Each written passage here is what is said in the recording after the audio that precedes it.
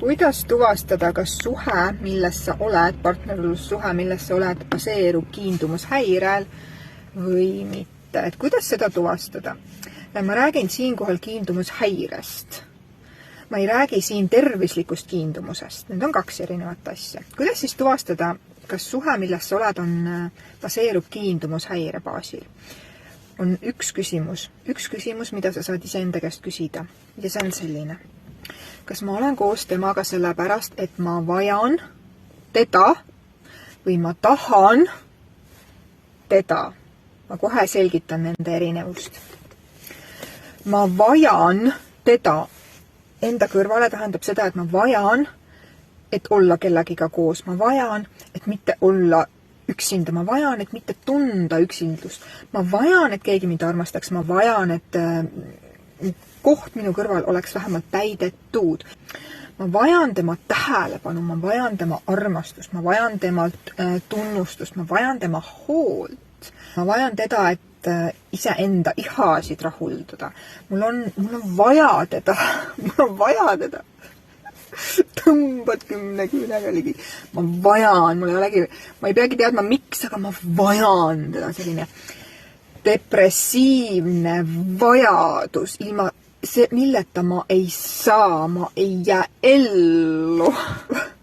Nüüd teine, ma tahan teda, ma tahan temaga koos olla, ma tahan teda tundma õppida, mulle meeldib tema isiksus, mulle meeldib tema iseloom, mulle meeldib see, kuidas ta mind kohtleb, mulle meeldib see, kuidas ta maailma näeb, mulle meeldib see, kuidas mind armastab, minu eest hoolitseb, mulle meeldib see, kuidas ta mind näeb.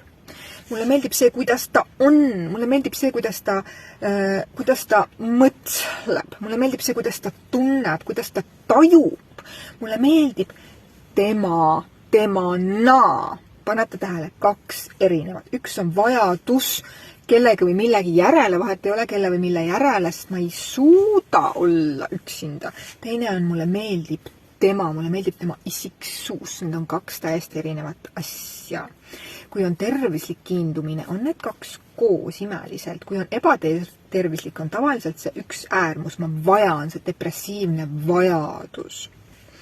Ja nüüd vaadates siia iseenda lausalt otsa, nähes läbi iseenda alateaduses toimuvad koodid, mustrid, tundmused, tunded, saad sa ära tuvastada, millises suhtes sa tegelikult oled. Üldiselt, kui on see esimene variant, siis seal on hästi palju konflikte, ärategemist, mõnitamist, manipuleerimist, sest et see baas ei ole paigas.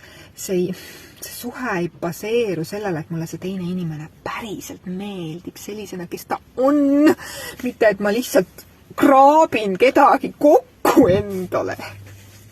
Kui sa tahad aru saada, mis sinu sees toimub, mis sinu alateaduses toimub, siis selleks saan erasessioonil täpsemalt peale vaadata. Ja kui see jagamine sind kõnetas või sa tundsid siin ära ise ennast, siis mul on selle üle äärmiselt hea meel.